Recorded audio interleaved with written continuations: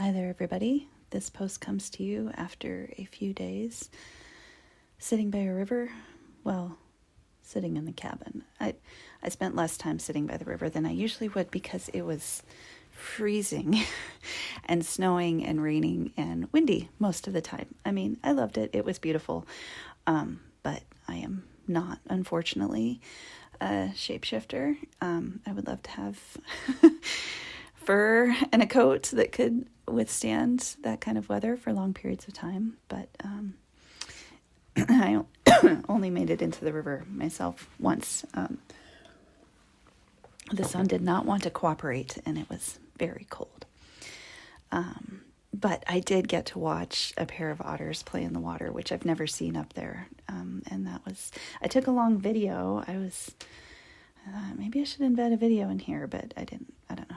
I get very distracted if there's too many embeds in someone else's posts. So oftentimes I very often shape the diversity of content, the different types of things that are in these posts around what I prefer as a reader. And I definitely veer towards simplicity when it comes to my own attention, which I guess goes right into the topic, kind of. Sort of. Anyway, I love being up there. It puts me in the best mood. It's just, I get completely rewired when I'm off in the woods by myself, even though it's nice to come back to hot food and a shower. All right. How much is enough? A few days ago, I was sitting by this river near a U.S. Forest Service cabin where I went recently for a sorely needed offline, off-grid, off-network recalibration. It's been too long since I sat in the woods by myself for a few days. Late October, the larch trees have yellowed, turning mountainsides bright and the woods full of unexpected sunshine, even on gloomy days. Larch in autumn is a spirit lifter, an anti-demon spell, a joyous shaft of light when the world is shifting dark. It snowed the first night I was at the cabin. I trekked down to the river carrying my coffee, happy despite knowing that in my rush to pack water, food, sleeping bag, and books, I'd grabbed a coat too thin and decided against snow boots. A mistake, and I knew it, as the hole in the sole of the thin canvas shoes I'd been intending to replace reminded me that morning. Ravens flew down the river and high above the trees, more than I usually see at this place. I could hear more further off in the woods and wondered what was keeping them so social.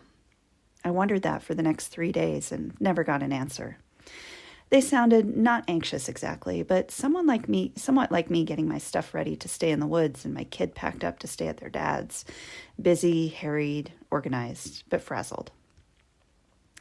The river at that spot is wide, its rapids gentle, but the rushing tumble of water strong enough to be heard a long way off. I watched some rapids tumbling around the opposite bank from where I sat, the burble and leap over hidden rocks, tricking my mind into thinking they looked like two otters playing in the water. Wait, I thought, those are two otters playing in the water. I recently spent several days pitting, pureeing, and dehydrating a vast amount of plums picked from a friend's trees so heavy with fruit that after an hour of filling my bucket, the branches looked untouched.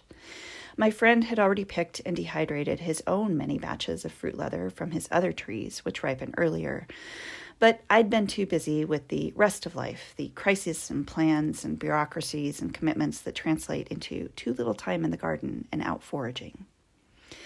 But this one bucket made it into my home, my fingers purpled dry by the slicing and pitting and feeding to the blender, a many-bladed monster that, as I texted to the friend I'm renting a furnished house from, looks like something from a horror movie. In the kitchen now is enough fruit leather and dried apples from another friend's August generosity to see my kid and me through the winter, if we're not too greedy. How does one get that way? Too greedy? Or perhaps the question is, how does a human, or a whole society of humans, lose perspective on what is enough? I recently finished Carolyn Dodds Pennock's book On Savage Shores, How Indigenous Americans Discovered Europe. And in it, Pennock described briefly the value of cacao beans in Mesoamerica in the late 1400s and early 1500s, which were a form of wealth. A turkey egg or avocado could cost 3 beans, a small rabbit 30. Only the very wealthy could feast with gourds of cacao to drink. When resource-hungry European people came, claimed, and took, they took so much that even just reading about it felt like watching land being actively drained of life. Gold, emeralds, Brazil wood, cacao, people. And yet, as many indigenous people of the time noted after having spent time in the noble houses of Seville and Lisbon, no matter how much wealth was siphoned from their homelands, it did nothing to change the circumstances of ordinary European peoples. The poverty of the majority of people's lives was often remarked on, especially when contrasted with the opulence of royalty and their hangers-on. How much is enough? What breaks a belief in kinship and reciprocity? How does one lose the knowledge that it is mutual care, not taking more for ourselves, that gives the best assurance of security? I'd like to have a functional healthcare system that doesn't bankrupt people and to not worry about food and housing. But beyond a certain point, can't imagine an amount of money that would replace the kinds of relationships woven among people and between humans and ecosystems, inherent in nature sharing gifts so wealthy that even multiple families can't use them all. Like my friend's plum and apple trees, or the potatoes and strawberries I grow, or the wild huckleberries throughout the nearby mountains, and in people sharing them with one another. Maybe enough is forever undefinable, guided only by that clear thread of relationship and reciprocity, of what keeps life lifing. There were, in fact, 2 otters in the river. I watched them for a long time, absolutely filled with delight.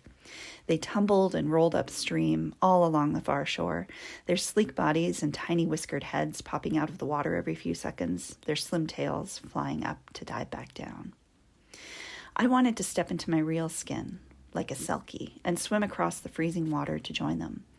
I wanted to not feel the frozen ground so acutely through my thin-soled shoes, to be indifferent to the bite of chill wind through my inadequate coat. I wanted to dance a song to Moon that night, and to know each raven by name, and to soar with the bald eagle who circled over the river downstream, toward the new snowed mountains. I wanted these minutes to be my entire life. I was, in fact, greedy for them to last forever. Eat well, share often, and find some otters to play with. Take care of yourselves.